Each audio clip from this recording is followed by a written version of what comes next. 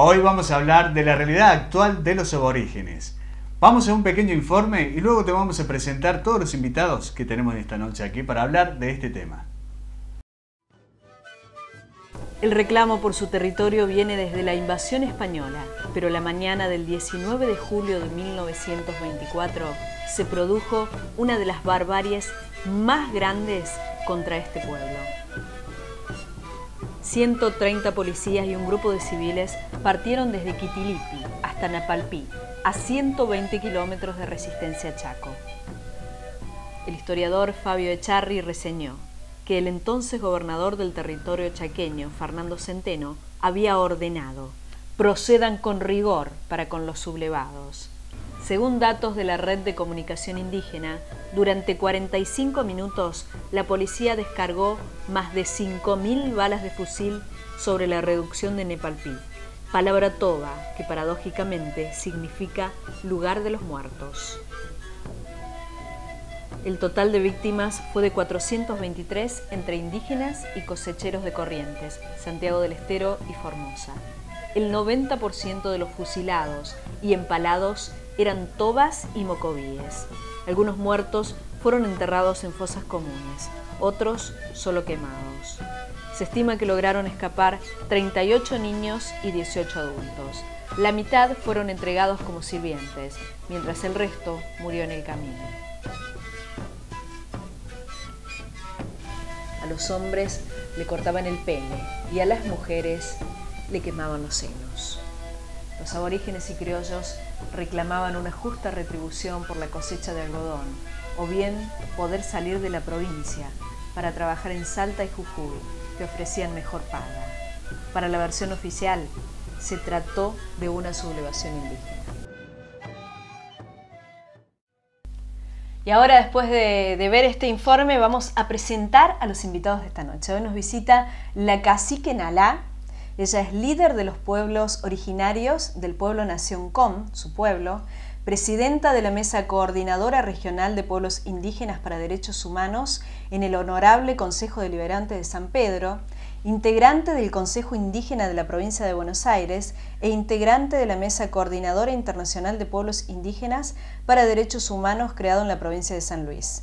También coordina el primer centro de interpretación indígena del país, llamado El Antigal, ubicado en San Pedro, Buenos Aires. Cacique Nalá, buenas noches, ¿cómo le va?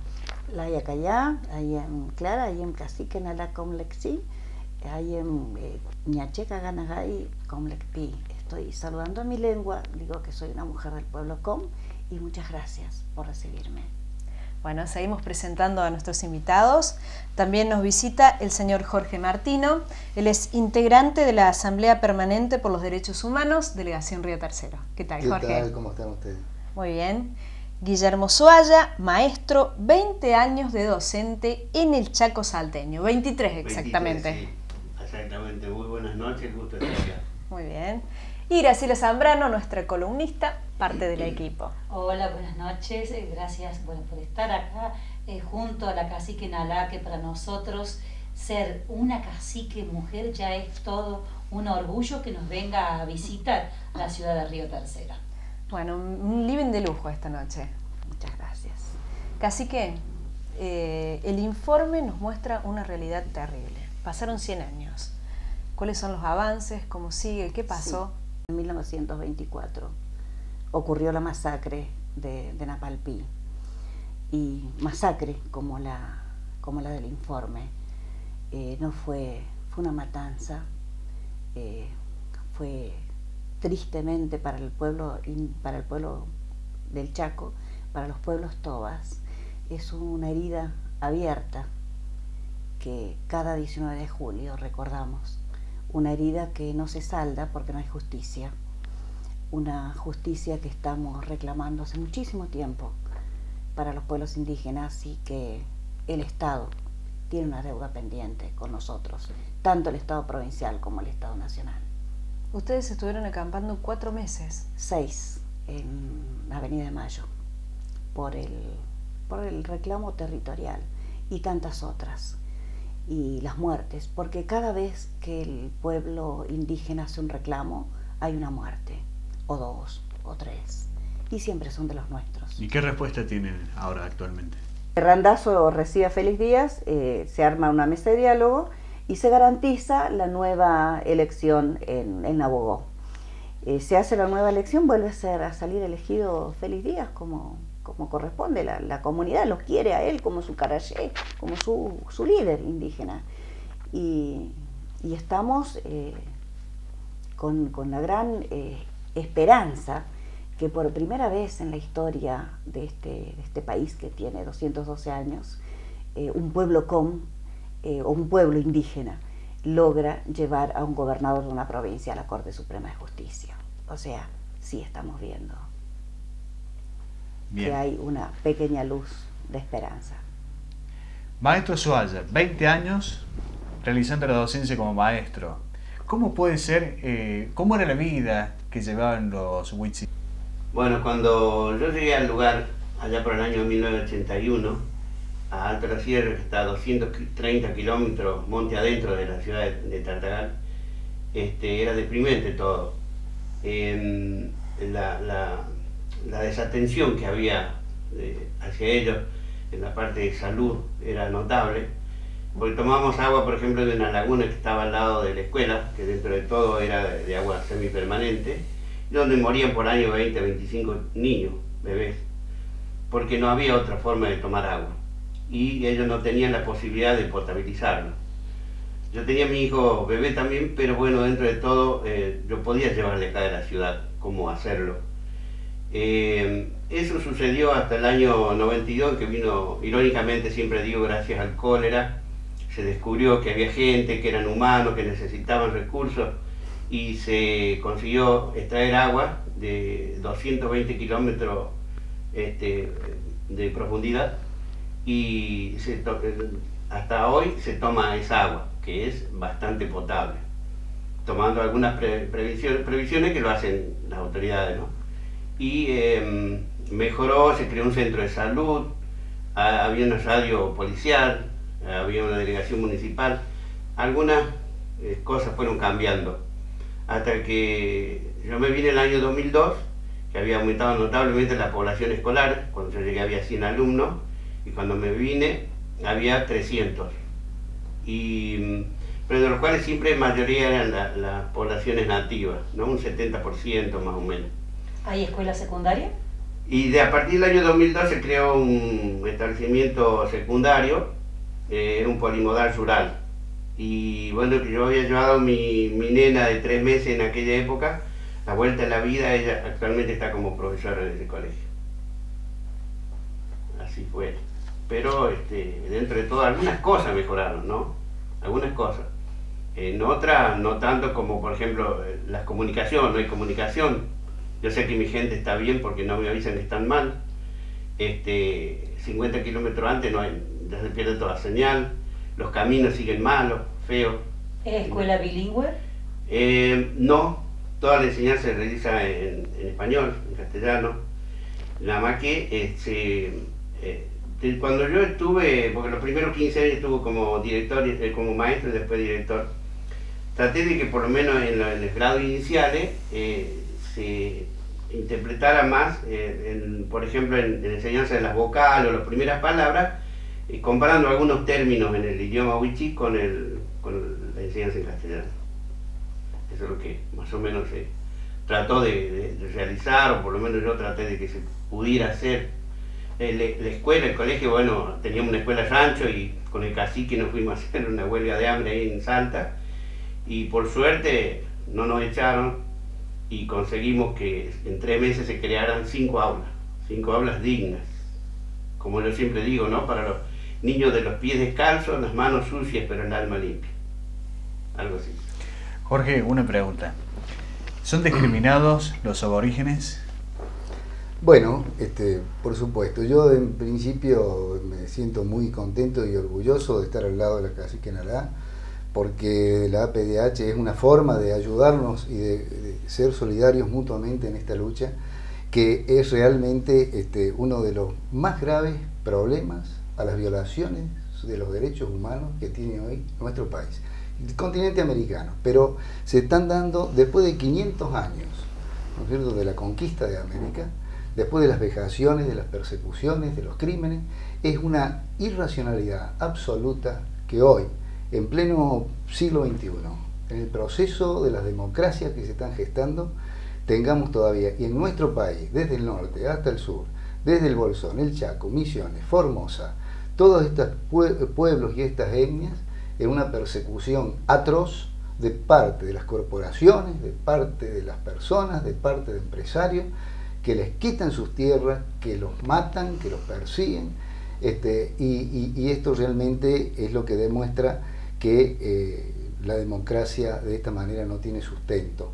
Entre los problemas de la minería, los problemas de los glaciares, uno de los problemas más graves que detectó la PDH en la reunión que se hizo de las 25 delegaciones de todo el país en marzo de este año, es el problema realmente de los pueblos originarios que no tienen todavía la posibilidad de tener las escrituras para sus tierras, porque siempre se habla de relevamientos, de este tipo de cosas, pero que apoyados en el caso de Formosa, corporaciones, jueces, con un avance de la gobernación de Guilfrán, son avasallados en sus derechos, perseguidos. Allí hubo, bien lo estaban planteando recién ustedes, desde el 1924, que fueron más de 400 entre indígenas, muertos y personas también que estaban allí, campesinos. En este 2010, ¿no es cierto?, la represión fue terrible cuando les quemaron sus casas a la orilla del camino porque no los querían dejar entrar y no respetan nada. Mire, en Tilcara, en Jujuy, están permanentemente llegando comentarios de como es patrimonio de la humanidad. Entonces van personas, alambran un lugar, los sacan de sus lugares, la gente sabe qué hacer y les muestran escrituras y les muestran papeles que llegan de Buenos Aires y van acompañados por la fuerza policial y los sacan de sus lugares. Entonces esto es terrible, que nosotros, a mí me parece que en este momento es cuando uno piensa el autismo, y yo soy político, pero el autismo de la política argentina, ¿no? No digo en su totalidad, porque evidentemente hay mucha lucha, hay mucha gente, hay muchos compañeros que están en todo esto. Pero decir, no tomar este tema de una vez con mucha fuerza. Realmente estos gobernadores, estos jueces, esta gente que es cómplice de esta persecución para quitarle sus territorios, es terrible, ¿no? Y bueno, y esto lo estamos mostrando que es mucha la lucha que hay que seguir por delante. Pero como recién bien dijo la cacique, creo que hay esperanza. La esperanza está en la lucha, en no parar, en manifestarse, en que cada argentino desde su lugar entienda. Vos me hablabas del racismo, sí señor, el racismo, la xenofobia con nuestros hermanos latinoamericanos, racismo entre nosotros.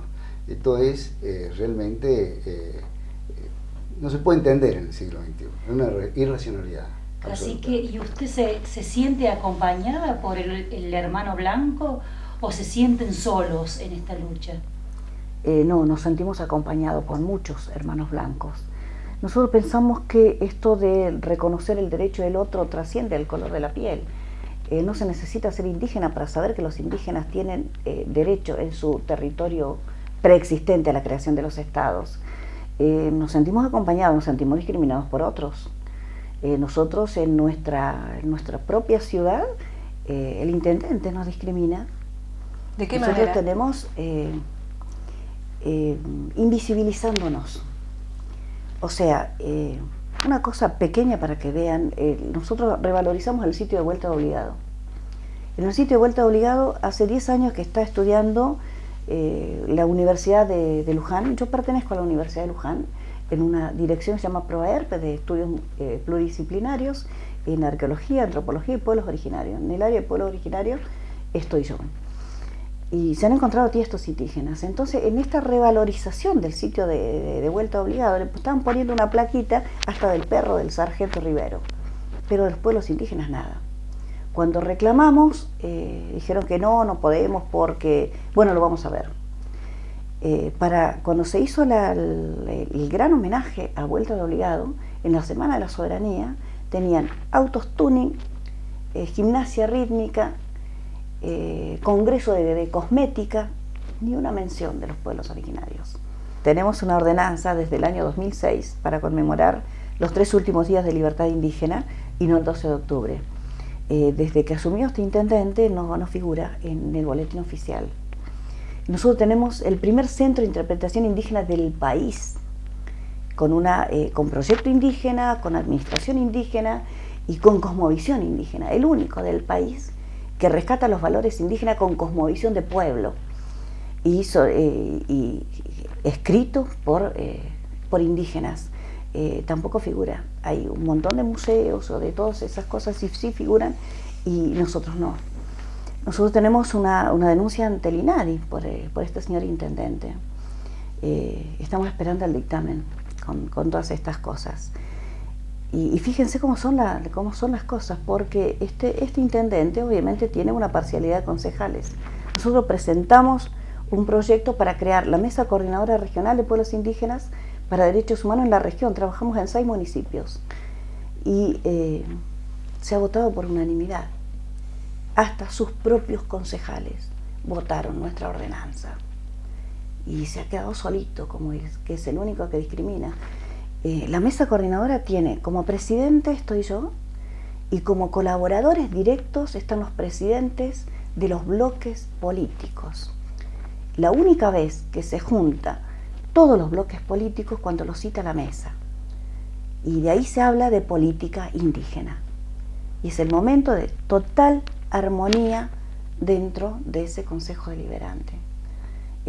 Para nosotros es un logro importantísimo y si bien nos ha dolido muchísimo el desprecio de este señor intendente, ahora nos damos cuenta que él está solo, nosotros no. ¿Qué es el Antigal, cacique? El Antigal es el primer centro de interpretación indígena del país. Es un centro porque los indígenas pasamos interpretando todo. Nosotros interpretamos la luna, el sol, cómo sale, el viento, el agua, los ríos, los pájaros, interpretamos absolutamente todo. Entonces, eso es lo que queremos hacer, es interpretar la cultura de los pueblos indígenas, no del pueblo com. Por eso el nombre no es com, el nombre es quechua aymara, el Antigal. Es un proyecto largamente esperado por muchos pueblos. Creemos que no es solamente un logro del pueblo com, si bien lo hicimos nosotros, el proyecto es nuestro. Quisimos ponerle el Antigal y nosotros tenemos delante del Antigal muchas chacanas representando también a los pueblos aymara, al pueblo quechua. Tenemos la integración de los pueblos, que es lo que queremos. Así funciona como un museo vivo, mostrando lo pasado, lo presente y lo que esperamos del futuro, la interpretación que hacemos nosotros para el futuro. No queremos poner museo, porque si bien tenemos algunas piezas arqueológicas, no queremos poner museo porque la palabra museo a nosotros nos crea como un escozor terrible, porque todos los museos han tenido colgados en las vitrinas, y aún los tienen, los cadáveres de nuestros ancestros. Entonces no queremos, la palabra museo significa eso para nosotros. Por un lado los cadáveres y por otro lado las urnas funerarias en las vitrinas, con los grandes carteles que dicen urnas funerarias del pueblo Comechingón, urnas funerarias. Nos parece una falta de respeto absoluto a la espiritualidad de los pueblos. Y por eso no le quisimos poner museo, porque no es un museo. Y el Antigal tiene un nombre muy profundo en lo que es la cosmovisión de los pueblos andinos. Cuenta una leyenda que cuando venía el español matando indígenas, las madres, para preservar a sus guaguas, a sus niños, hacían grandes vasijas con forma de vientre y las ponían en la tierra, las enterraban en la tierra, y muchas veces las iban a rescatar y ya estaban muertos, sus niños. Entonces el Ser Supremo, viendo ese dolor tan profundo de la madre indígena, la transforma en cardón. Y el palo derecho es el cuerpo de la madre y los brazos que tiene son los brazos donde sostiene una guagua. Y dicen los antiguos, y aún eso hemos corroborado todos y pueden hacer la prueba tranquilamente, que si escarban en el pie del cardón, seguramente van a encontrar tiestos indígenas. Son los resabios de las viejas vasijas donde las madres indígenas querían proteger a sus hijos. Actualmente, ¿cuántos aborígenes quedan en el país? 9 millones aproximadamente. ¿Cómo 28 pueblos. ¿Cómo puede ayudar la sociedad para esta lucha? Visibilizando el reclamo, pidiendo que se cumplan las leyes, porque está todo escrito. Yo lo escuchaba al maestro cuando hablaba con una profunda tristeza qué es lo que se fue a encontrar allá, qué es lo que fue a ver, y la pregunta que todos hacen, educación intercultural bilingüe, lo dice la Constitución Nacional, solamente en los papeles. Educación intercultural bilingüe hay solamente en la provincia del Chaco y en una escuela en Rosario, porque hay 20.000 com que fueron desarraigados de su tierra y tirados a un basural de Rosario. Es el único lado. Y educación intercultural bilingüe, dice la Constitución Nacional, también dice tierras aptas para lo que necesiten. Constitución Nacional con la reforma de 1994, cuando se cumplieron los 500 años de la conquista. Argentina fue el último país en reconocer que tenía indígenas en su territorio. Argentina nunca quiso reconocer que tenía indígenas.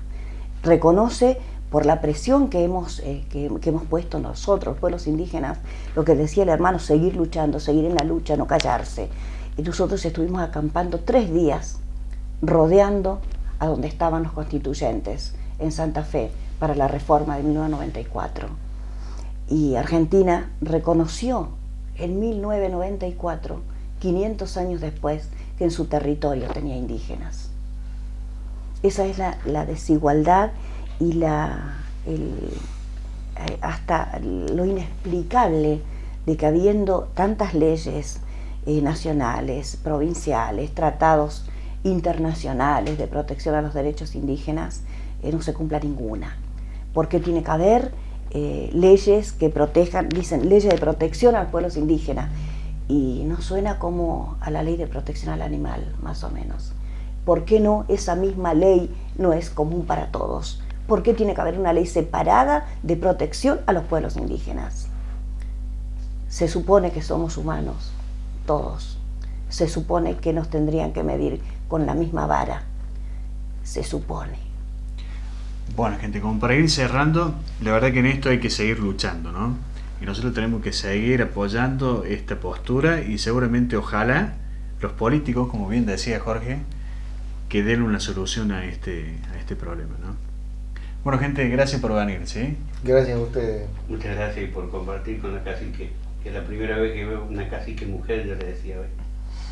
Gracias, hermano, por todos los años que le dedicó a mi gente, que es también la suya. Seguramente lo deben tener en su corazón, seguramente. Los pueblos indígenas no olvidan, hermano. Exacto, es así. Bueno, gente, muchas gracias, ¿sí? Gracias. Nosotros continuamos con el programa, no te muevas.